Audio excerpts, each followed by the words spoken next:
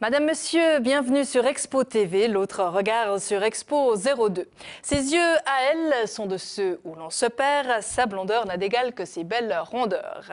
Elle est si peu dans la norme helvétique qu'elle n'a cessé de provoquer des scandales ou de les subir.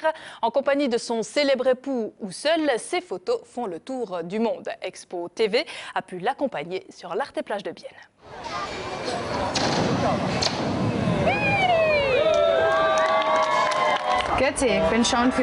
Je suis Shaun Fielding, ambassadrice d'Expo 02. Cet été, nous nous réjouissons de cette manifestation nationale. Suivez-moi, s'il vous plaît.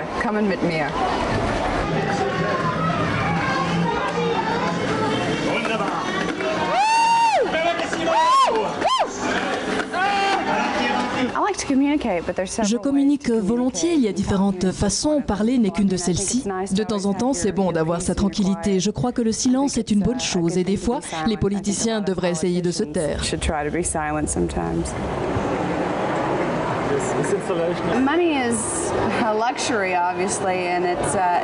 L'argent est un luxe, cela permet de prendre le temps pour autre chose que le travail. L'argent permet de se prendre le temps et d'embellir la vie.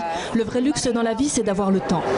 Have the time to take a vacation, to relax, to plant flowers, to do the things that are the true luxuries in life, and that's having more time. Yeah, you know what? If you have that, if you got your health, really, that's En principe, le plus important, c'est la santé que l'on peut vivre et apprécier chaque jour. Ensuite, il y a la famille et après, les amis. Your family comes next after health, and then your friends. Le drapeau suisse représente pour moi l'ouverture, la tolérance, le progrès et une Suisse moderne.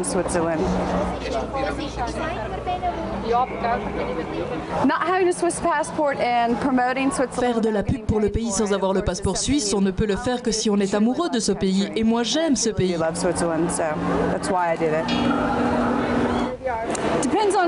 Cela dépend de la définition que l'on donne au pouvoir. Cela peut être de l'intelligence, mais aussi beaucoup d'autres choses. J'imagine que pour certains, l'argent, c'est le pouvoir, mais pas pour moi. L'intelligence est le pouvoir.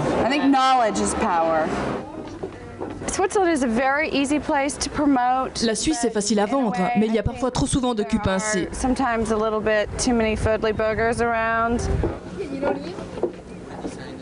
Okay, come on! Come on, you guys! Let's go! Well, obviously, the Swiss government is run by Michael Ringier. Le gouvernement suisse est évidemment gouverné par Michael Ringier. La presse à sensation, c'est absolument ridicule. La Suisse va devenir le Zimbabwe de l'Europe, une vraie farce. Et évidemment, M. Dice se conforme à M. Ringier. Je crois que c'est une exposition exemplaire sur le pouvoir et la liberté. Ça existe vraiment? Ou le pouvoir en Suisse tue-t-il la liberté?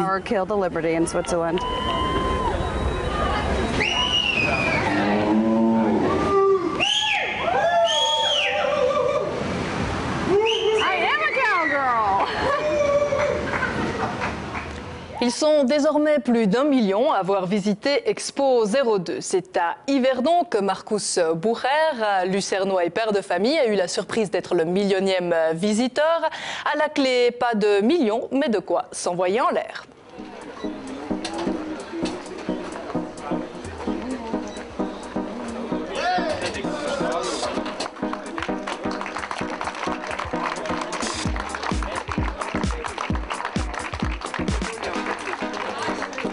Bein unten durch und eins oben drüber. Jawohl. Robert Scheu.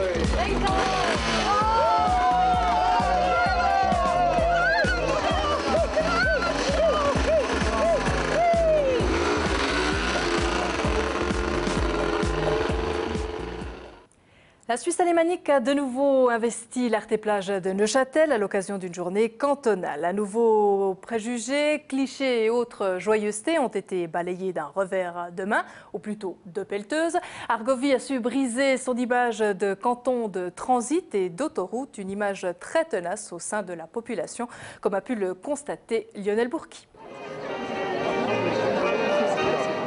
Les autoroutes, des jolis policiers qui nous attendent à côté de l'autoroute. Et pour moi, aussi, une région viticole de la Suisse alémanique. Un canton de passage, plutôt. Malheureusement, je ne me suis pas arrêtée tellement en Argovie. Pas grand-chose. Quand on suisse allemand. Pays du vélo.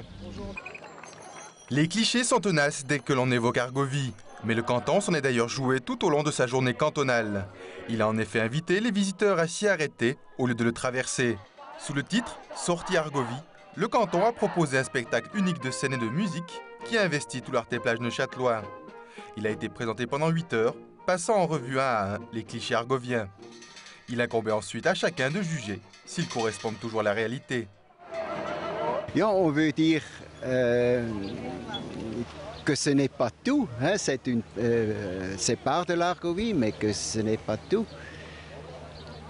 Je dirais, ils ne connaissent pas nos petites villes, nos châteaux, nos rivières, notre campagne naturelle merveilleuse et tout ça. Et ils ne savent pas comment on peut habiter dans ce canton.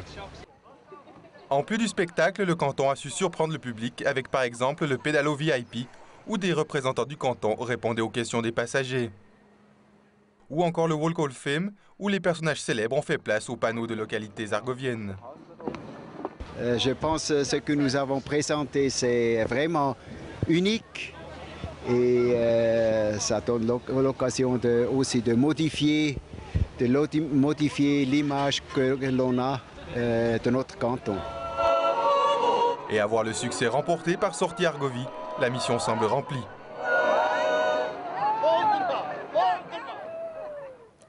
Morat est la seule ville Arte-Plage où ville et Arte-Plage ne font qu'un. Cela pose quelques problèmes d'orientation aux touristes qui veulent visiter les 8 expositions proposées dans cette ville. Expo TV est allé voir comment les gens trouvaient le bon chemin. À la gare déjà, les employés de l'Expo doivent donner les premières explications ainsi que le plan de la ville. À Morat, les visiteurs ont besoin de quelques informations indispensables pour leur excursion. Le caractère spécial de l'Arte-Plage Morat, c'est que l'Arte-Plage est complètement ouvert, c'est-à-dire pour les visiteurs, c'est plus difficile de trouver vraiment les lieux où se passent les événements. Et pour nous, pour les employés d'Expo, c'est-à-dire qu'il faut vraiment faire attention pour que les gens trouvent nos places. Jean Nouvel avait inclus dans son concept une indication claire du chemin. 13 500 maillons de chaîne ou encore 2,7 km de chaîne de bateaux longent les rues. Celles-ci proviennent de Shanghai et conduisent le visiteur d'une exposition à l'autre. Ceux qui se déplacent à pied n'ont ainsi aucun problème d'orientation. Le long de la route, il y a des chaînes fermes, des chaînes épaisses, 5 ou 6, et puis ils mènent à l'expo. On peut seulement suivre les chaînes. J'ai suivi les chaînes jusqu'ici. On a suivi les gens à pied. Le long des chaînes, de ces grosses chaînes, nous avons trouvé le chemin comme ça. Celui qui veut aller un peu plus rapidement d'une exposition à l'autre peut louer un vélo militaire, moyennant 50 francs de dépôt. Une idée dont on a peu parlé jusqu'à présent. On a sur les 140 bicyclettes, et puis quand ça marche bien, on peut donner 100, peut-être 100, 120, comme ça. Et puis durant la semaine, on avait déjà les jours, on ne pouvait pas donner de vélo. Ça ne marchait pas, mais parce que c'est peut-être aussi parce que les gens encore ne savent pas qu'on peut prendre les vélos ici gratuitement. Ceux qui désirent se la jouer confortable peuvent choisir l'option cheval et char, un service également proposé par l'armée et il est gratuit. Alors montez à bord et bonne visite à Morat.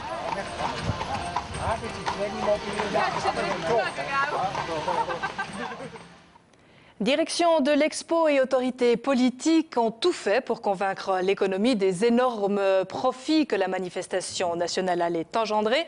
Mais voilà, les commerçants de la région des Trois-Lacs en sont pour le moment pour leurs frais, comme à Morat où la baisse des ventes est flagrante. Marcos Beni.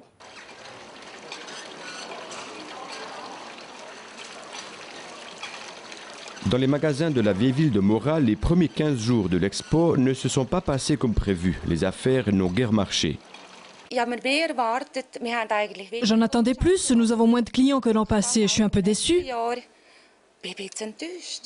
Selon les responsables des magasins interrogés, le chiffre d'affaires a baissé de quelques 20%. Le président du groupe des détaillants de Mora n'est pas surpris par la situation. L'entrée principale, la porte de Berne, est fermée du matin jusqu'au soir à 21 h. 530 places de parc ne sont ainsi plus disponibles. La clientèle habituelle déserte ainsi les lieux. La direction de l'Expo et les autorités de la ville essuient la critique. Alors là, on aurait pu faire plus côté Expo, mais aussi côté commune, parce que les informations sont sorties très tard, alors seulement dans les derniers mois, et puis la commune a juste informé les 3 communes, Montpellier, Mora et Mérier, mais notre clientèle, elle vient de tout autour, alors de plus loin, et puis ceux-là, ils n'ont rien entendu. André Lutti est l'un des seuls qui ne se lamente pas. L'orfèvre bernois a ouvert en février dernier une bijouterie avec son partenaire Red Hotel Case. Ils sont venus à Mora justement à cause de l'expo.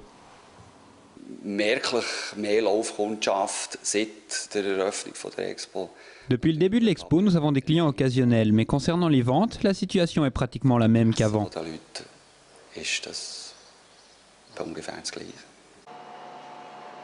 Le président des détaillants de Mora reste toutefois confiant. Les magasins du centre vont récolter le fruit de leurs investissements.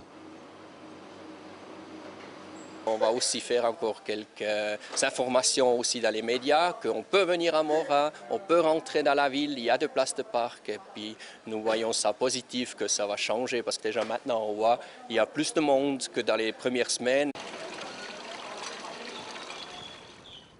Cette Expo 02 ne serait rien sans toutes les petites mains qui la font avancer. Parmi la grande armée de l'ombre, il y a Déborah Wyss, une des animatrices du pavillon L'Empire du Silence à Bienne. Déborah Wyss, bienvenue. Merci beaucoup. Alors l'entrée des rebelles de la communication que vous incarnez dans cette exposition est plutôt spectaculaire. Est-ce que vous êtes déjà fait mal en descendant de votre corde? Non, pas en descendant mais en montant, par les échelles, parce qu'on monte par des échelles, mais en descendant, jamais non. C'est donc une activité, je dirais, plutôt physique. Est-ce que vous pensez pouvoir tenir le rythme pendant tout votre mandat? Oui, je pense bien, parce que on sait que c'est physique, on garde ses forces et comme ça va aller. Alors finalement, combien de fois vous montez et vous descendez votre corde par jour? À peu près 40 jusqu'à 50 fois. C'est plutôt répétitif comme travail. Vous qui êtes actrice à la base, est-ce que vous pouvez être créative dans tout ça? Oui, je pense quand même. On voit des petits moments où on peut être créatif avec les gens surtout et on invente des nouvelles phrases pour leur dire, pour aider encore un peu plus pour leur imagination. Parce qu'en fait, toute votre animation, elle se base sur l'interactivité entre vous et le public. Vous devez les inciter à participer. Est-ce que ça marche toujours? Non, ça ne marchera pas toujours. Même si on est très enthousiaste, il y a toujours des gens qui trouvent que c'est pas bien, qui n'aiment pas participer à ce jeu, mais c'est bon. On les laisse à côté et chacun a son droit à participer ou pas. Ce sont les enfants qui aiment participer à ce jeu de la fin. On ne va pas tout dévoiler, mais c'est eux qui participent beaucoup. Oui, c'est beaucoup les enfants, mais c'est aussi les vieux. Il y avait un homme qui avait 94 ans. Il disait, mais c'est génial, il s'est lancé à fond. C'est très chouette à voir. Alors, vous êtes actrice, vous avez l'habitude de vous mettre en scène et de recueillir les applaudissements à la fin. Là, la compensation, elle est où? Elle est là entre les gens, quand ils applaudissent parfois, ils disent « Oui, c'est génial, vous avez fait ça super bien ». Ils disent « Merci, c'est chouette ». Et c'est tout. Quand on est comme ça impliqué fortement dans Expo 02, est-ce qu'on a envie encore d'aller visiter autre chose? Moi, oui. Vous êtes déjà allé? J'ai vu Bienne, j'ai vu Yverdon, et ce que j'ai vu jusqu'à là, ça m'a plu beaucoup. Déborah Wyss, on vous souhaite bonne chance pour tout le reste de l'Expo. Bon travail, merci. Merci beaucoup. Expo 02 a toujours affiché son ambition d'attirer le chaland étranger. L'association suisse du journalisme scientifique a ainsi invité 28 représentants de la presse de 15 pays différents. Technologie et sciences ont été les plats dégustés avec plaisir par ces journalistes étrangers qui, jurés, promis, crachés, à leur retour parleront d'Expo 02 dans leur mère patrie. Un reportage de Jost von Reding.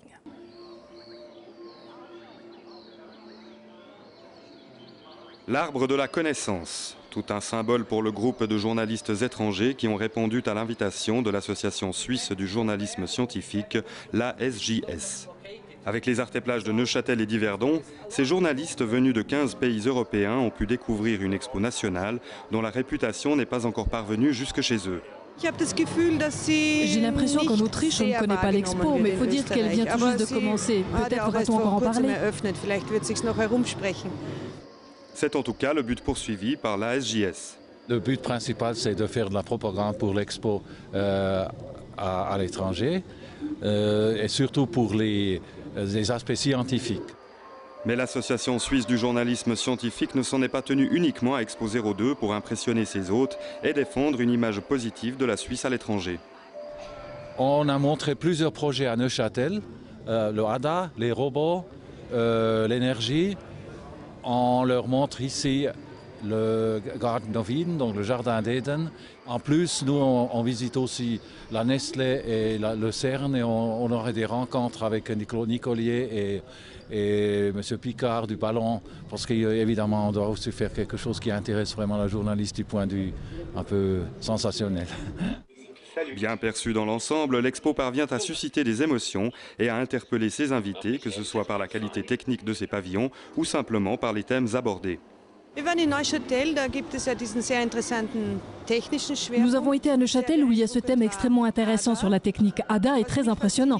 Ce qui me fascine, ce sont les moyens mis en œuvre, des rapports souvent très complexes qui sont explicités avec beaucoup de fantaisie et d'application.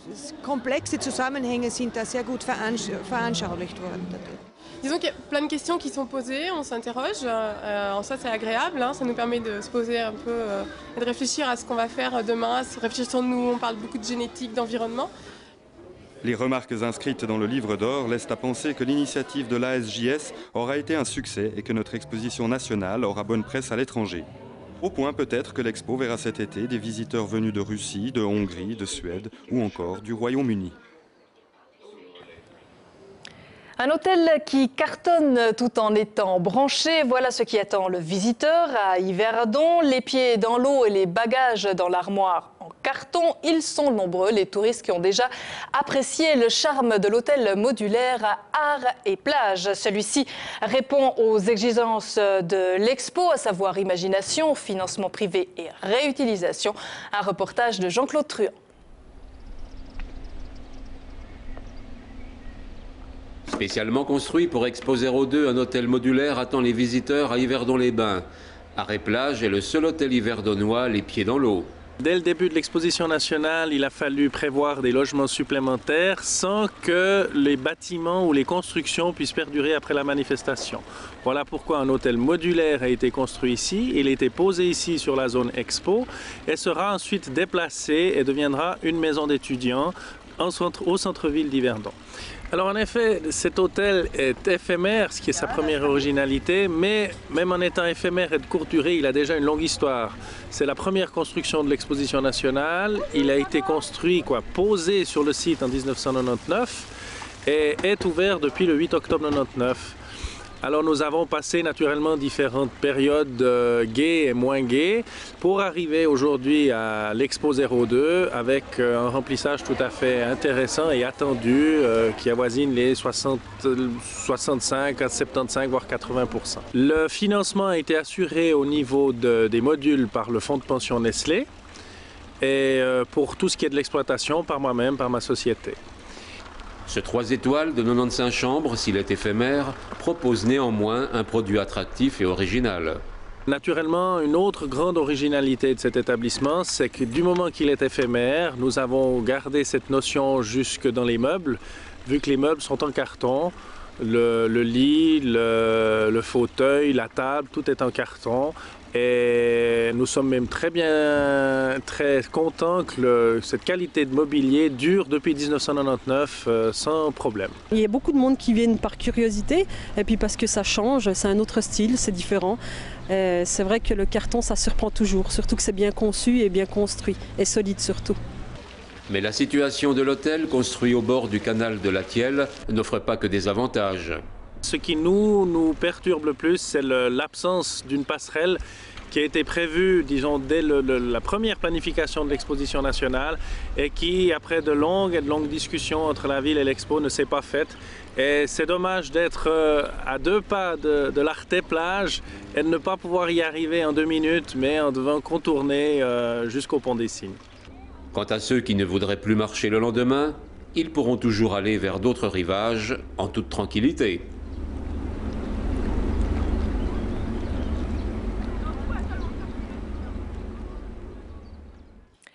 Et voilà nos conseils de la semaine pour tous ceux qui se rendront à l'expo.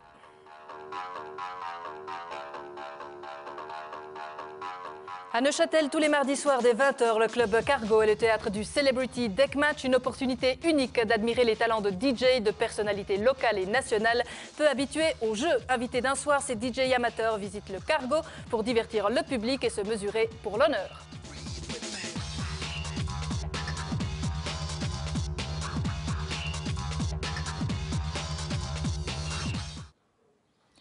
À Morat, tous les 2 samedis, visite commentée de la ville pour découvrir la Porte de Berne, les remparts, la cour du château, les églises et l'Expo 02 en général.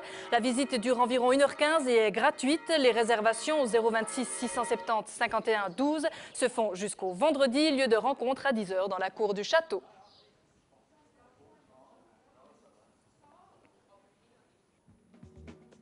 À Bienne, les visiteurs auront l'occasion d'assister aux traditionnelles journées de course qui se tiendront le 14 et 15 juin. Discipline reine, les 100 km bien sûr, qui passeront sur la fameuse Helix et le marathon. Les premiers coureurs atteindront la plateforme vers 22h20 avant de vivre la nuit des nuits.